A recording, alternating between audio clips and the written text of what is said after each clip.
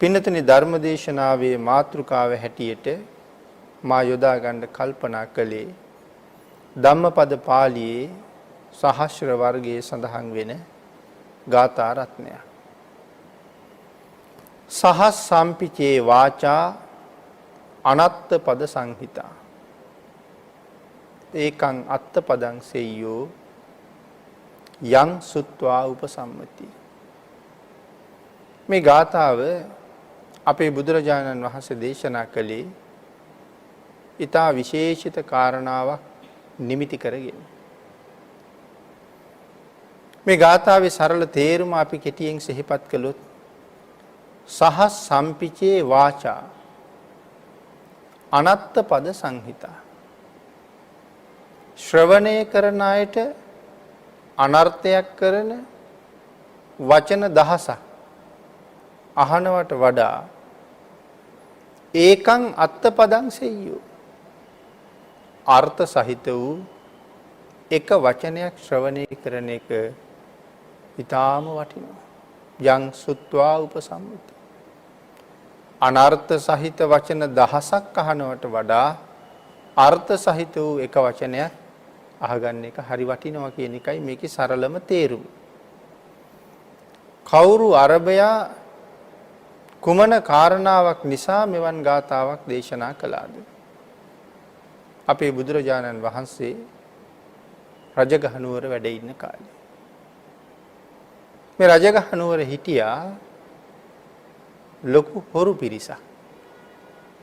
ඒ හොරු පිරිසේ හොරු හිටියා 499ක්. 500කට එක්කෙනෙක් අඩුයි. මෙතෙන්ට 500 වෙනියා සම්පූර්ණ වුණා පස්සේ කාලෙක. ආන්ගේ පුජ්‍යලයා ආරමුණු කරලා තමයි මේ ගාථා රත්නය දේශනා කරන්නේ. තම්බ දාටික කියලා තමයි මේ හොරු කණ්ඩායමේ 500 පූර්ණේ කරපු කෙනා හැඳින්වුවේ. තවත් ඔහු හඳුන්වපු නමක් තිබුණා තඹ දැලියා කියලා. තඹ දැලියා කියන එක තමයි තඹ දාටික කියලා කියන්නේ. ඇයි මේ තඹ දැලියා කියන්නේ මෙයාට? එනතන මේ පිරිමි ළමයි තරුණ වයසට එළඹෙනකොට ඒ අයගේ මූණේ ටික ටික රැවුල මතුවෙන්න පටන් ගන්නවා. ඉස්සරලාම ඇදෙන රැවුලට අපි කියන්නේ දැලි රැවුල කියලා. දැන් එතකොට මෙයා තරුණ වයසට එමින් ඉන්න කෙනෙක්.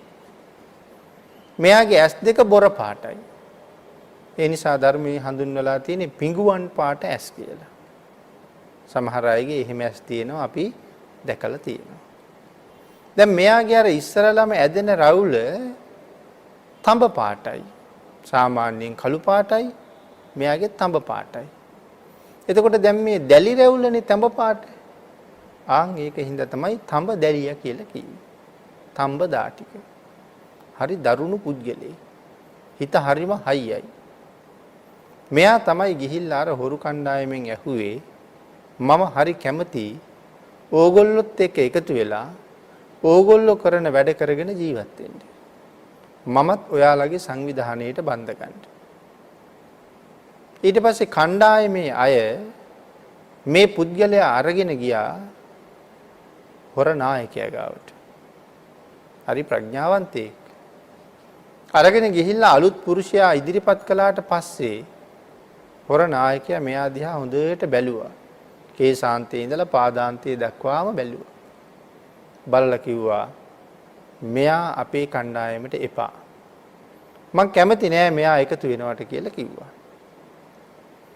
ඒකට විශේෂ හේතුවක් තියෙනවා. මං කියවනේ අර හොර නායකයා හරි ප්‍රඥාවන්තයි කියලා. එයා දැනගත්තා මේ පුජ්‍යලයා හැබෑම යකෙක්. හරිම දරුණු පුජ්‍යලෙක්. කොයිතරම් දරුණුද කියලා තීරණය කළා කියලා සඳහන් කරනවා මෙහෙම. දරුවෙක් ඉපදුනහම මුලින්ම පෝෂණය වුණේ අම්මගෙන් කිරි බීලා. හොර නායකයා හිතනවා මොහුගේ පෙනුමේ හැටියට මොහු තමන් ජීවත් කරන්න අම්මා කිරි පොවපු පියයුර කඩාගෙන කාපන් කිව්වොත් කන්න පුළුවන් කෙනෙක්. තමන් වෙනුවෙන් අප්‍රමාණ දුක් විඳපු තාත්තගේ බෙල්ල කඩලා ලේ බීපන් කියලා කිව්වොත් බොණ්ඩ පුළුවන් කෙනෙක්. එහෙම කෙනෙක් අපි අතරට ගන්නවා කියලා කියන්නේ යම් දවසක අපේ මුළු සංවිධානයේටම මොහුගෙන් ලොකු හානියක් වෙන්න පුළුවන්. ඒකයි එපා කිව්වේ. එපා කීවට ගියේ නෑ. කණ්ඩායමට ගත්තෙත් නෑ. නමුත් මොහු මේගොල්ලෝ ගාවට වෙලා ඉන්නවා. අරගොල්ලෝ ගිහිල්ලා හොරකම් කරගෙන මංකොල්ල කාගෙන ආරක්ෂිත තැනට එනකොට මේ මිනිහා මෙතන ඉඳලා වතුර ගෙනල්ලා තියලා දර හොයලා තියලා කෑම උයලා තියලා පිළියෙල කරනවා. මෙහෙම කාලයක් ඉඳලා ටික ටික ලෙන්ගතු වුණා. ලෙන්ගතු වෙලා ආයෙත් එක්කෙනෙකුට කිව්වා නැවතත් ඕගොල්ලන්ගේ නායකයාට කතා කරලා බලන්නකෝ මමත් කණ්ඩායමට ගන්න කියලා. ආයෙත් මේගොල්ලෝ නායකයා ගාවට එක්ක ගියා. පිරිසගේ උවමනාව නිසා ඇතුළට එන්න ඉඩ දුන්නා. නැතුව කැමැත්තෙන් ඉඩ දුන්නා නෙමෙයි. මෙහෙම කාලයක් කටයුතු කරගෙන යනකොට මේ හොරු කණ්ඩායම ඔක්කොම රජුරවන්ට අහු වුණා. දැන් හොරු 500 දෙනාම රජුරවන්ගේ ග්‍රහණයට යටත් වෙලා. දරුණු හොර කණ්ඩායමක්නේ 500 දෙනාම හිස ගසා දාලා මරන්න නියෝග කළා. දැන් 500 දෙනාම දංගෙඩිය ළඟට ගෙනහිල්ලා. ප්‍රශ්නයක් තියෙනවා කවුද මේ කට්ටියගේ බෙල්ල කපන්නේ? එහෙම කෙනෙක් හොයාගන්න ඕනේ දැන්. අන්තිමට මෙයාලා තීරණය කළා මේ පිරිසෙන්ම කෙනෙක් අපි ඒකට හොයමු. ඒක බාර ගන්න කෙනාට ජීවිත දානෙ දෙමු. ඔහු මරන්නේ අනික් 499 මරමු. දැන් රහසින් තමයි යහන්නේ ඉස්සරලාම ගියා හොර කණ්ඩායමේ නායකයා ගාවට. ගිහිල්ලා රහසේ කිව්වා ඉතුරු 499 දෙනා මරන්න ඔබට පුළුවන් නම් ඔබට ජීවිතේ දෙනවා. මෙයා කිව්ව නෑ. මගෙත් එක්ක මම විශ්වාස කරලා අවුරුදු ගාණක් එකට හිටපු අය මට ඒගොල්ලන්ට කරදර කරන්න බෑ. මම මැරුණත් මමත් ඒගොල්ලෝ එක්ක මැරෙන්නම් මට ওই ජීවිත දාන්නේ එපා. දෙවනියා තුන්වෙනියා හතරවෙනියා පස්වෙනියා මෙහෙම 499 දෙනා ගාවටම ගියා. එක්කෙනෙක්වත් ඉදිරිපත් වුණේ නැහැ තමන්ගේ කට්ටිය මරන්න. 500 වෙනියා ගාවටත් ගියා. 500 වෙනියටත් කිව්වා පුළුවන් ද බාර ගන්න ජීවිත දාණය දෙනවා. කියපු ගමන් හා කිව්වා. ඒ අර තඹදා ටික. දැන් ඔහු මේ 499 දෙනාගේම ගෙල කැපුවා. මේක නේද හොර නායකයා කලින් දැක්කේ. ඒකයි මං කිව්වේ නායකයා හරි ප්‍රඥාවන්තයි කියලා. ඒ 499ම මැරුවා. රජුරවන්ට හම්බ වෙන තවත් හොර කණ්ඩායම් වල ඝාතනය කිරීම සඳහා මොහුට අවස්ථාව ලැබුණා. අන්තිම වෙනකොට මොහු රජයේ චෝර ඝාතක තනතුර ලබා ගත්තා. දැන් මෙයා තමයි චෝර ඝාතකයා. හැබැයි පින්නතුනි මේ ගෙල සිඳිනකොට එකපාරින් බෙල්ල කපන්න ඕනේ. වදයට වාජනය වෙන පුජ්‍යලයටවත් නොදැනෙන්න ඕන ගෙල කඳින් වෙන් වෙනවා. ඒ තරම් සියුම් කඩුවකින් එකපාරින්ම ඒක කරන්න ඕනේ. එහෙම නොකරනවා නම් එයා මේ කාර්යයට සුදුසු කෙනෙක් නෙමෙයි. දැන් එතකොට මේ මිනිස්සයා මේ තනතුර බාර අරගෙන අවුරුදු 55ක්. එතකොට 55 අවුරුද්දක්ම මෙයා මොනවද කරලා තියෙන්නේ? මිනිස්සුන්ගේ බෙල්ල කපන එක. ඊට පස්සේ එක දවසක් රාජපුරුෂයෝ දැක්කා මේ මිනිස්සුන්ගේ ගෙල සිඳින්න ගිහිල්ලා එකපාරින් කපන්න බෑ දෙතුන් පාරක් කොටනවා. එතකොට මැරෙන කෙනාට හරි වේදනාවයි. ඒක රජුරවන්ට කිව්වා. ඒ හින්දා මෙයාට විශ්‍රාම දුන්නා. දැන් බෑ. 55 අවුරුද්දක්ම චෝර ඝාතක තනතුර කරනකොට යටත් පිරිසෙන් මෙයාට අවුරුදු 18ක් 20ක් කාලෙවත් වෙන්න ඇතිනේ මෙයා මේ හොර කණ්ඩායමට එකතු වෙන්න ඇත්තේ. කොහොම වෙලා මේ වෙනකොට අවුරුදු 20ක් විතරවත් 25ක් විතරවත් වෙලා තිබුණා නම් දැන් වයස අවුරුදු 80ක් විතර ආසන්න වෙලා. ඒ හින්දා අයින් කළා. අයින් කරාට පස්සේ මෙයා කල්පනා කරනවා මට හරි ආසාවක් තියෙනවා කැඳ බොන්න. මොකද හිතේ හැටියට කාලා නැහැ. හිතේ හැටියට නාලා නැහැ. අලුත් ඇඳුම් ඇඳලා නැහැ. මේ වාගේ ප්‍රශ්න ගොඩක් මෙයාට තිබුණා ජීවිතේ. ඒ හින්දා දැන් නම් හරි ආසයි කැඳක් බොන්න. ඒ හින්දා දරුවන්ට කිව්වා දැන් විශ්‍රාම ගත්ත දවසේ. දරුවන්ට කිව්වා මට කිරි කැඳ බොන්න ආසයි කියලා. දරුවෝ කල්පනා කරුවා තාත්තගේ ආසාව සම්පූර්ණ කරලා දෙන්න ඕනේ. ළමයි එකතු වෙලා බොහෝම ප්‍රණීත කැඳක් හැදුවා. අලුත් ඇඳුම් ඇඳලත් නැණි හුඟ කාලෙකින් හැමදාම මේ ලේත් ඇවරිච්චමනි. කඩපිලට ගිහිල්ලා ගෙනාව අලුත් ඇඳුම්. ඇවිල්ලා හොඳට නෑවා. නාලා හොඳ ඇඳුමක් ඇඳගත්තා. සුවඳ විලවුන් ඇඟ පුරාම ගල්ව ගත්තා. මේ කවදාවත් කරපු නැති වැඩ. සුවඳ විලවුනුත් ඇඟ පුරාම ගල්වගෙන මල් පොකුරකුත් අතේ තියාගෙන මෙයා දැන් මෙයාගේ ගෙදර පුටුවට වෙලා වාඩි වෙලා ඉන්නවා.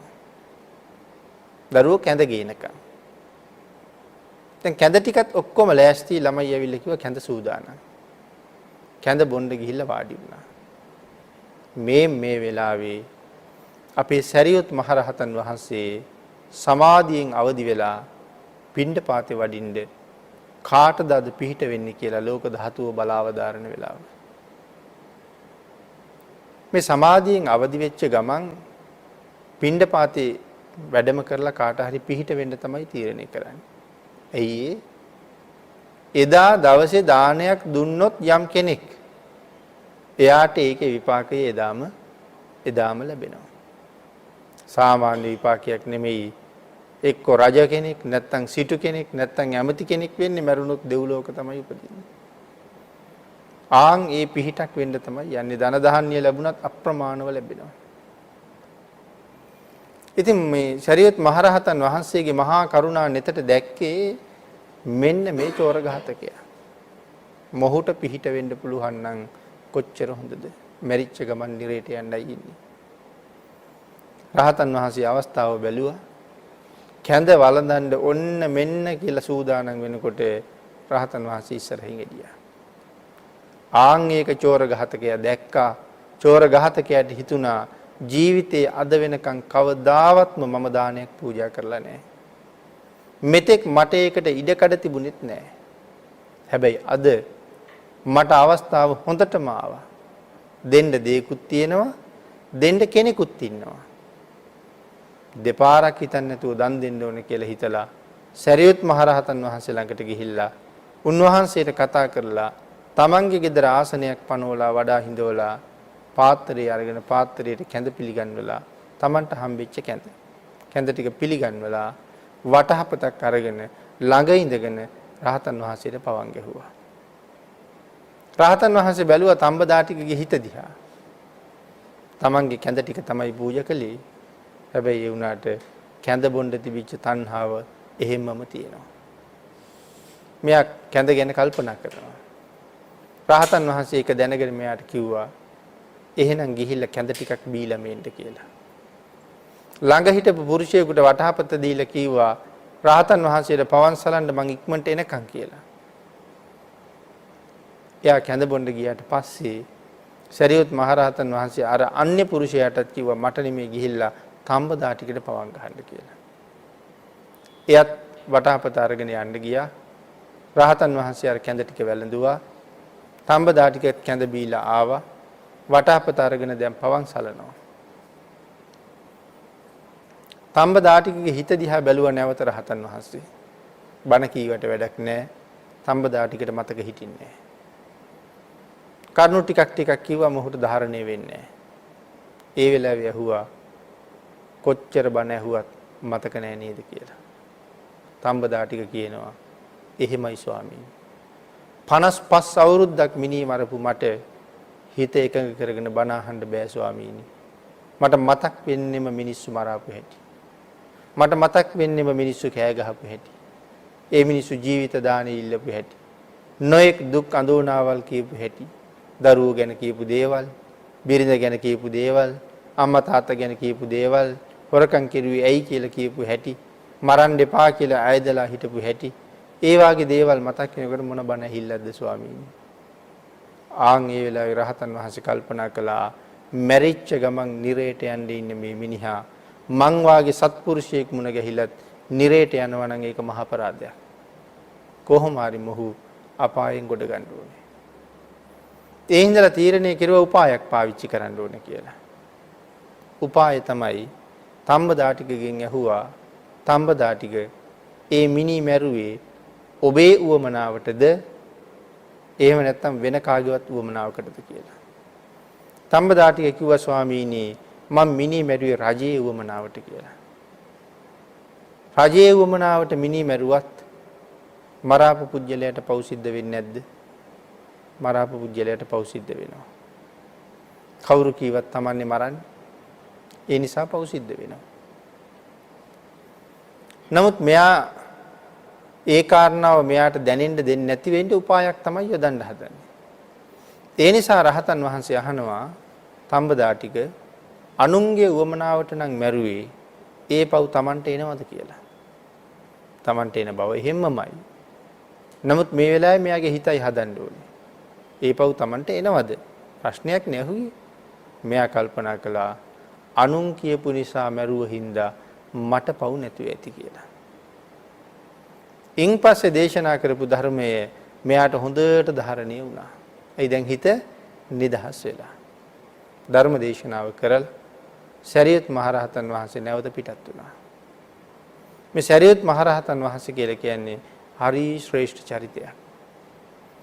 උන්වහන්සේගේ අසීමාන්තික ගුණ කදම්බය මාස ගාණක් සාකච්ඡා කරලවත් ඉවර කරන්න බැරි තරම්. හරීම නිහතමානී කෙනෙක්.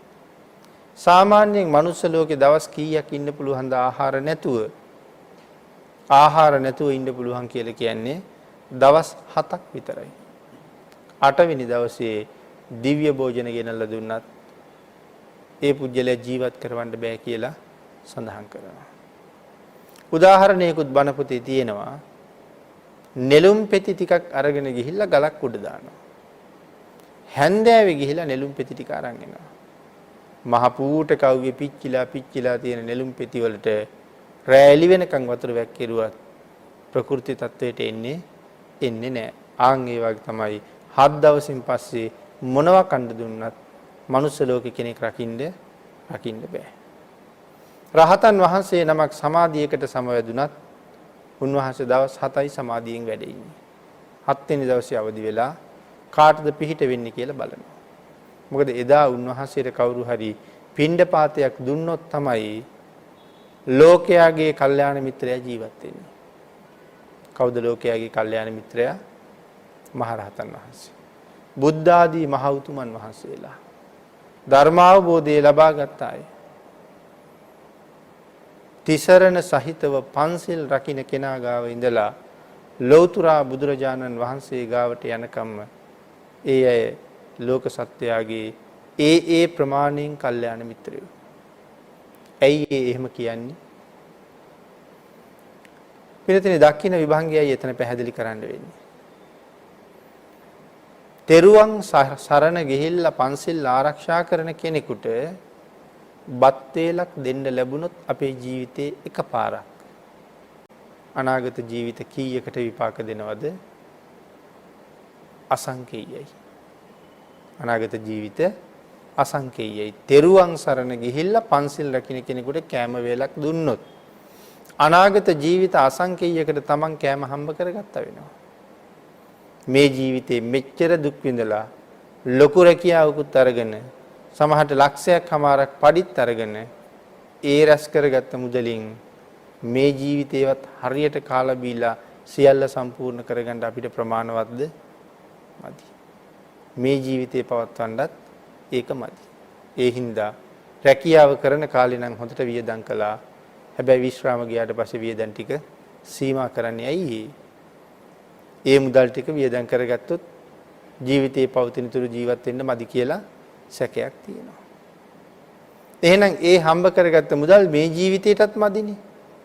නමුත් තෙරුවන් සරණ ගිහිල්ලා පන්සල් රකින්න කෙනෙකුට කෑම වේලක් දුන්නාම අනාගත ජීවිත කීයකට කෑම හම්බ කළා වෙනවද?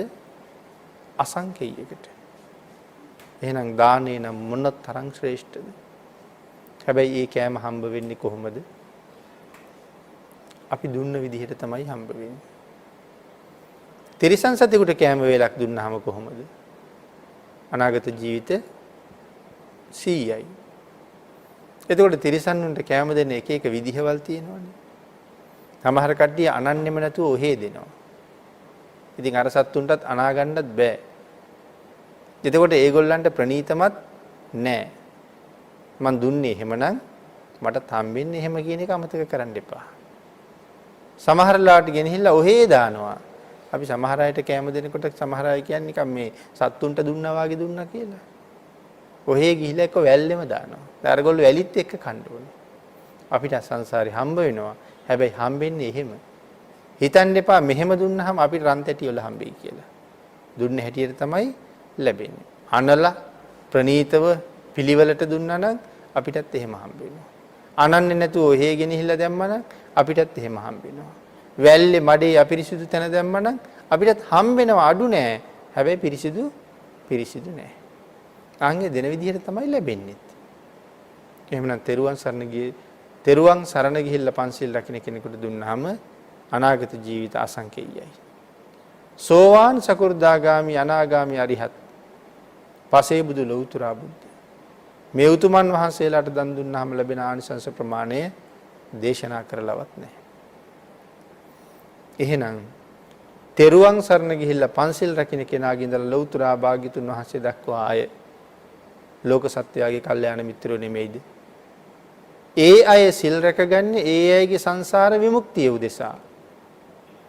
භාග්‍යතුන් වහන්සේ පාරමිතා පුරලා ඉස්සරලා තමන්ගේ ජීවිතයේ සංසාරයෙන් එහා පැත්තේ තියලා සසරින් මුදවලා තමයි අපිව මුදව ගන්න කටයුතු කළේ.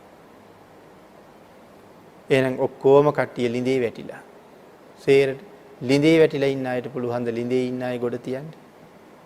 කවුරු හරි ලිඳෙන් ගොඩට වෙයන්නම ඕනේ. එතකොට තමයි ලිඳේ ඉන්න අය ගොඩ ගන්න වෙන්නේ. එහෙනම් අපේ බෝසතාණන් වහන්සේ සංසාරයෙන් එහා පැත්තට ගිහිල්ලා තමයි අපි එක්කෙනා සසරින් එළියට ගත්තේ. එක්කෙනා ගත්තා නෙමෙයි සමහර වෙලාවට ගන්නකොට ලක්ෂ ගණන් කෝටි ගණන් ගත්තා. හැබැයි උන්වහන්සේ එළියට ගිහිල්ලා. උන්වහන්සේත් මෙහෙම නතර වෙලා ඔය වැඩේ කරන්න බැරි නිසා ඉස්සරලා ස්වార్థයයි හදාගත්තේ. ඊට පස්සේ පරාර්ථය. අපිත් එහෙමයි.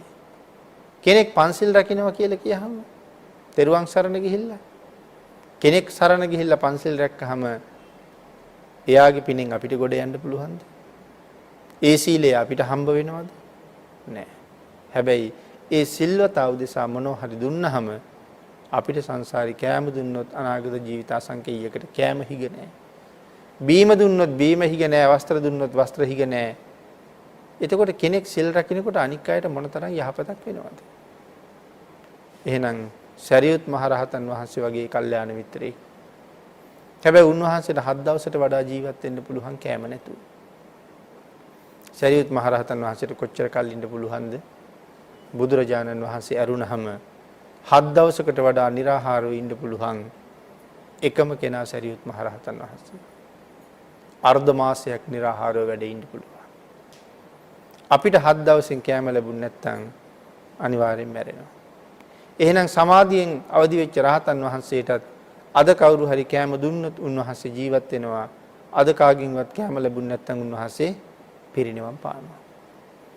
එහෙනම් මේ මහා සත්පුරුෂයන් වහන්සේ තම්බදාටික ගාව තියෙන ශ්‍රද්ධාව බලලා තම්බදාටික හොයාගෙන තම්බදාටිකගේ ගෙදර වැඩියා.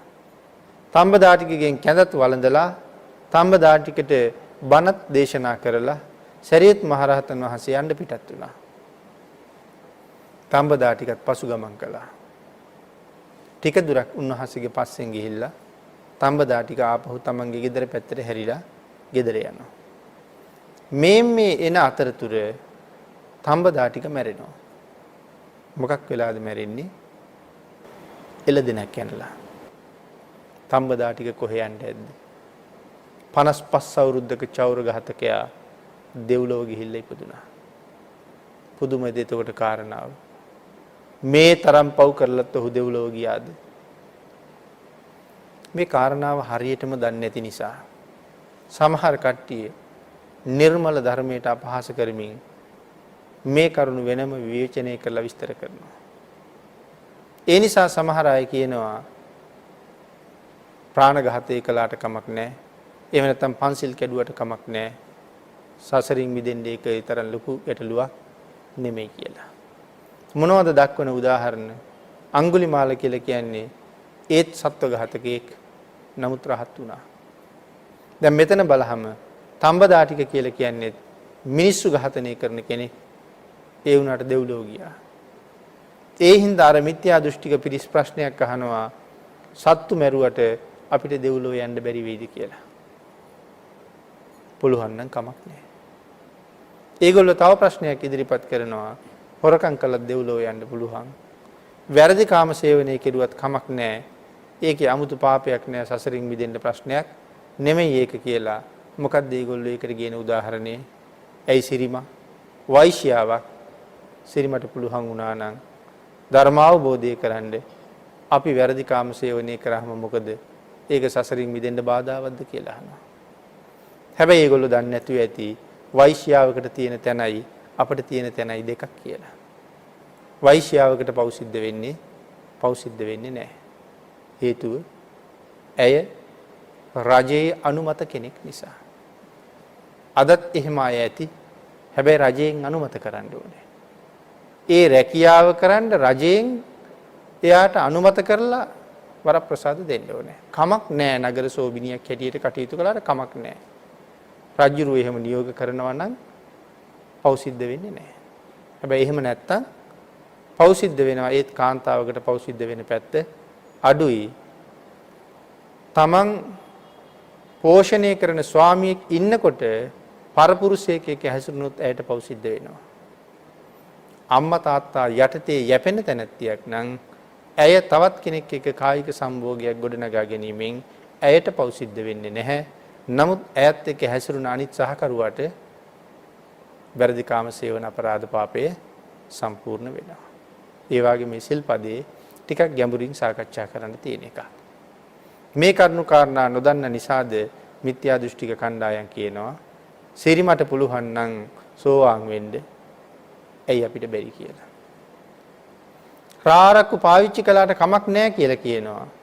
ඇයි සන්තති කියන අමාත්‍යා 7 දවසකට රජ වෙලා දවස් 7ක් සුරාපානය කළා. උදේ ඉඳලමත් සුරාපානය කළා. හැබැයි එයාට විශේෂ කාන්තාවක් රජුරුව දුන්නා. සතුටු වෙන්න කියලා. නටන්න, ගයන්න, බලන්න කාන්තාවක් දුන්නා. ඒ කාන්තාව නටනටා ඉන්න වෙලාවෙම මැරිලා වැටුණා. ආන් ඒ ශෝකය ඉවස ගන්න බැරුව ගියා සන්තති ඇමතිට. අන්තිමට මතක් වුණේ මේ ශෝක ගින්න පාලනය කරන්න පුළුවන් කෙනෙක් මේ ලෝකේ ඉන්නවා නම් ඒ ලෞතර භාග්‍යතුන් වහන්සේ විතරයි. සන්තති එහෙම්මම ගියා බුදු පියාණන් වහන්සේ හොයන්න. උදේ ඉඳලා බීලා ඉන්න කෙනෙක්. සන්තතිට භාග්‍යතුන් වහන්සේ ධර්ම දේශනා කළා. පෙරපින් හොඳට තිබුණා. එයාට වහාම ධර්ම අවබෝධය ලැබුණා. සන්තති අමාත්‍යා දරාගෙන ඉන්න සියලුම රාජාභරණත් එක්කම රහත් වුණා. ආයුෂත් ඉවරයි. අර කාන්තාවත් එක්කමයි මැරෙන්න තියෙන්නේ මෙයාටත්. නමුත් මෙයාගේ අවස්ථාවෙන් ප්‍රයෝජන ගන්නත් එක්ක මෙයාට පුංචි වෙලාවක් තව ඉඳ තිබ්බා. ආන් ඒ කාලේ තමයි භාග්‍යතුන් වහන්සේ ගාවට ගිහිල්ලා මෙයා ප්‍රයෝජන ගත්තේ. රහත් වුණා එහෙම්මම ආයුෂ බැලුවා ඉවරයි පිරිනොම් පෑවා. ඉතින් නමුත් අර මිත්‍යා දෘෂ්ටික පිරිස් කියනවා සන්තති අමාත්‍යා බඩේ සුරාව තියාගෙනම රහත් වුණා නම් අපි සුරාපානය කරාම මොකද කියලා.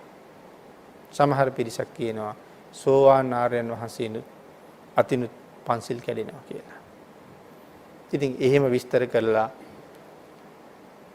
සසරින් මිදෙන්න බලාපොරොත්තු වෙන අයගේ ජීවිතේ වෙනත් පැත්තකට හරවහම ඒගොල්ලන්ට රැස් වෙන අකුසල් කන්දරාව ඒගොල්ලෝ දන්නේ නැහැ.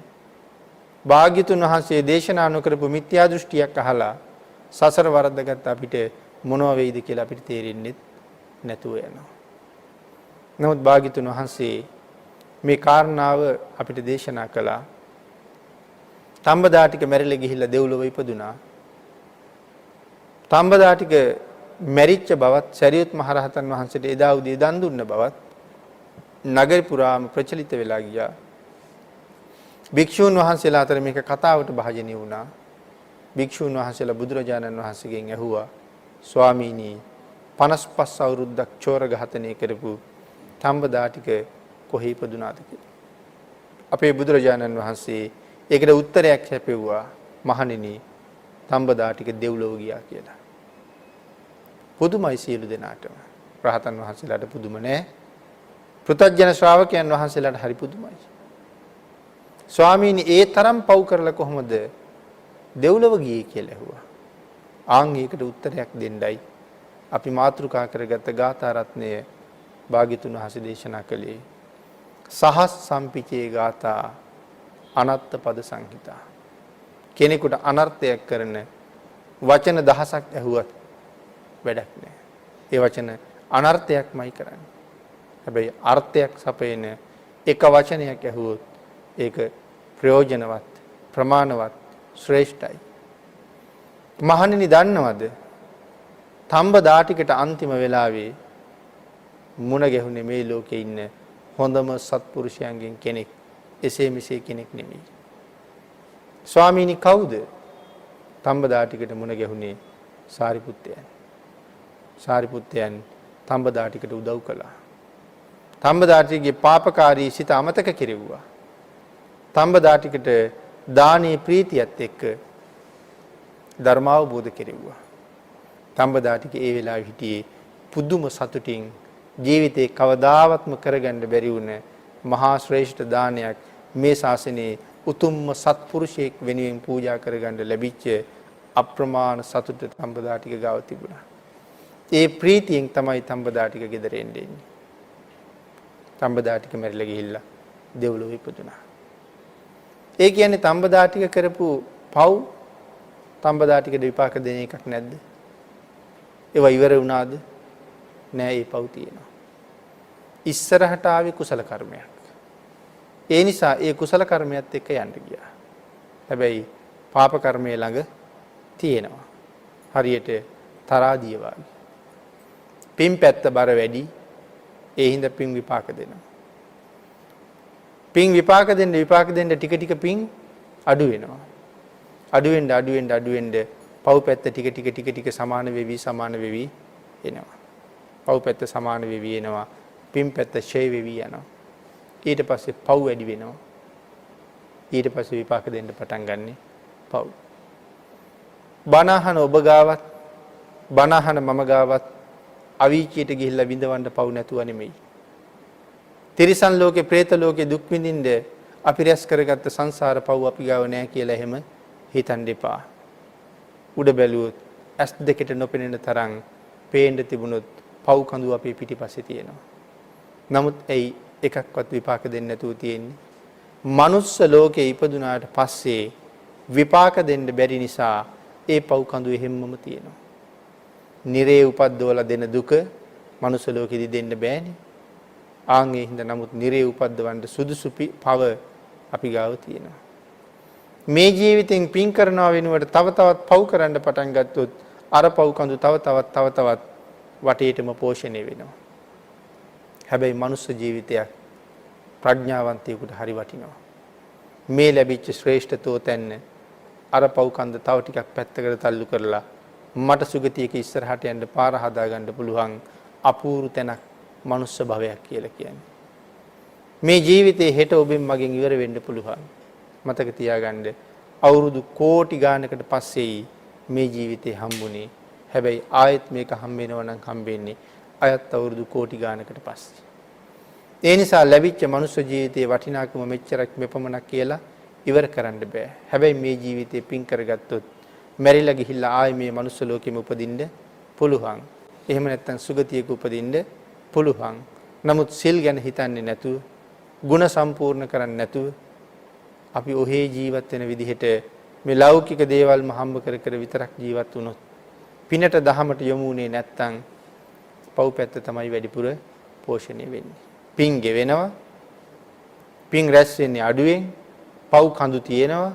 හැබැයි පව් රැස් වෙනවා වැඩි. මහා පූජාවක් අපි හැමදාම කරන්නේ නැහැ. සමහරලාට අවුරුද්දකට එකයි. ඊළඟ අවුරුද්දේ තමයි ආයෙ ලොකු පූජාවක් කරන්නේ. හැබැයි මේ අවුරුද්ද අතර ලොකු පව් එකක් නෙමෙයි රැස් වෙන්නේ. අන් ඒ හින්දා පින් පෝෂණය වෙනවට වඩා පව් කන්ද වේගෙන් ඉහළ යනවා. භාග්‍යතුන් වහන්සේ සඳහන් කළා තඹ දාටිකට අන්තිමේ හම්බුනේ එසේ මෙසේ සත්පුරුෂයෙක් නෙමෙයි. ආන්ගේ සත්පුරුෂයා තඹ දාටිකගේ මේ භවයේ සුවපත් කළා. එතකොට ඒ අයට ප්‍රඥාව හොඳට තිබුණොත් දෙව්ලොව ගිහිල්ලා දෙව්ලොව දෙව්සැපතෙන් අතරමං නුනොත් තව බොහෝ පින් කරගන්න පුළුවන්. මනුස්ස ලෝකේ ඉපදිලා ඉන්නේ අප්‍රමාණ පින් කරලා. හුඟක් කට්ටිය මනුස්ස කාමයේ අතරේ අතරමං වෙලා ඉන්නේ. ඒ නිසා පංචකාමයේම හොය හොයා දුවනවා මිසක් කුසල් රැස් කරගන්න වෙලාවක් නැහැ. ඒ නිසායි හුඟක් අය කියන්නේ මෙව්ව කරන්න හරි ආසයි ඒ වුණාට කොහෙද වෙලාවක් කියලා. බණක් අහන්න යන් බණක් කියවන්න යන් ඒගොල්ලෝ හැම වෙලාවෙම හොයනවා නිමාඩු දවසක්. ඒකට එන්නේ නිමාඩුවක් ඕනෙමයි. හැබැයි මගුල් ගෙදරක යන් සාදයකට යන් කියලා කිව්වොත් එදාට නිමාඩු දාලා යන්න පුළුවන්කමක් තියෙනවා. අපේ හිත හුඟක් පාපයට ලැබී කුසලයට එන්න ටිකක් අකමැති හින්දා නොඑක් හේතු ඒකට ගෙන හැර දක්වනවා. පින් කරන්න නම් ආසයි කොහෙද වෙලාවක් කියලා අහනවා. හැබැයි පව් කරන්න යෙදුනහම වෙලාව හදාගෙන පාපයට යෙදෙනවා. අතීතයේ සවැත් නුවර කෝටි ගාණක් හිටියා සෝවාන් ආරි ශ්‍රාවකයෝ. හැබැයි එදත් තිබුණේ පැය 24ම තමයි. අද තියෙන්නේ ඒ පැය 24ම තමයි. වෙලාවක් එන්නේ නැහැ. වෙලාවක් හදා ගන්න ඕනේ. ආන් ඒ නිසායි සඳහන් කළේ අර්ථ සහිත දෙයක් මහඬ අනර්ථ දේවල් අහන්න යන්න එපා. නිෂ්ප්‍රයෝජන හිස් වචන වලට කන් දෙනවට වඩා අර්ථවත් දෙයක් ජීවිතයට අහලා අර්ථවත් යමක් එකතු කරගන්න සසරින් මිදෙන්න සත්පුරුෂයෝ ඇසුරු කරන්න කියලා. ධර්ම දේශනාවට තියෙන කාලේ නිමා වෙලා නිසා මේ ධර්ම කාරණාව සාකච්ඡා කරන එක අපි මේන් සීමා කරගමු.